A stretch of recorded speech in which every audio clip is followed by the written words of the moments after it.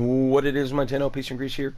And today we're going to be talking about DE's decision to unvault Frost and Ember.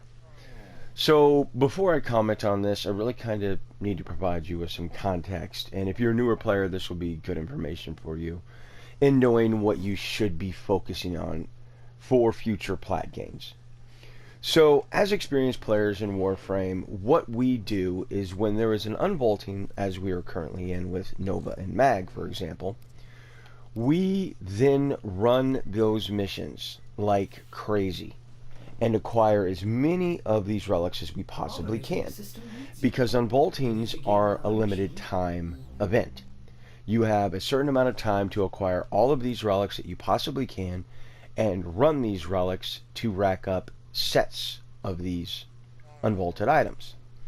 So as we are in the Mag and Nova unvault at this moment, we would run these events, run the missions that these relics drop from for hours, crazy amounts of time, so that we can rack up sets upon sets upon sets of Mag Prime, Nova Prime, the Soma Prime, and the Boar Prime.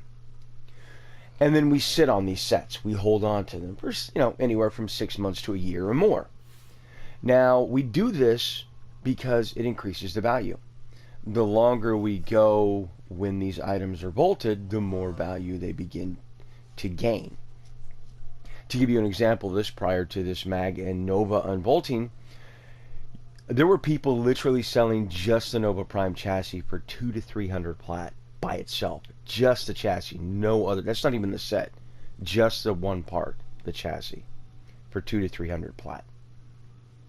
Now, obviously, Mag and Nova get unvaulted. That price drops, because why would someone pay you 200 to 300 plat for a Nova Prime chassis when they can just run a mission, get a relic, and run those relics to get the parts that they're looking for, right?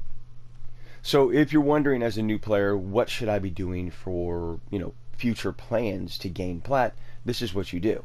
Obviously, the longer that you're in Warframe, the more unvaultings that you participate in, the more sets of vaulted primes you will have in your inventory. All right, to give you an example, several months ago, the Glaive Prime by itself was selling for like 500 to 600 plat for a set. And that's a weapon, just one set of the weapon, just one weapon of the Glaive Prime was selling for 500 to 600 plat. So that's what you do. You rack up these sets. You don't sell them right away. You hold on to them. You just wait. As the value increases, time goes on, you then turn around and you start selling those. A good example of this would be Frost Prime and Ember Prime. As an example, like last week, I think you could get a Frost Prime or an Ember Prime set in that 200 to 250 plat range. Now, several months ago, they already unvaulted Frost Prime, Ember Prime, Loki Prime, and all their assorted weapons. All right, they already did an unvaulting for them. All right. So, lo and behold, DE announces that they are going to unvault Frost and Ember yet again. Okay. So, why is this a potential problem? Well, because quite simply, since they've already been unvaulted, players such as myself, are sitting on sets of Frost Prime, we're sitting on sets of Ember Prime, and we're sitting on sets of their weapons, the Sicarus Prime, the Reaper Prime, the Glaive Prime, so on and so forth. And we are waiting for their value to increase. Well, by unvaulting them again, their value has now plummeted. They're not worth anything. I'll put it to you this way. If I went into trade chat right now and said, want to sell Frost Prime set 200 plat, I would be laughed out of there, because people would say, why would I give you 200 plat or 150 plat or even 100 plat when I can just wait and farm the relics and get my own set for free? So yeah, the value plummets. So why, you may be wondering at this point before I get to the big picture, why would DE do this? Why would they take primes that had already been unvaulted just a few short months ago and re-unvault them? Well, they're doing this for some foggy notion, I guess, that unvaulting these would somehow keep players in Warframe when Anthem releases. Yeah, I know, you're probably scratching your head just like the majority of us, like, why would this, of all things, why would devaluing my prime sets keep me around? Why would taking plat out of my pocket keep me around? Because that's effectively what they're doing.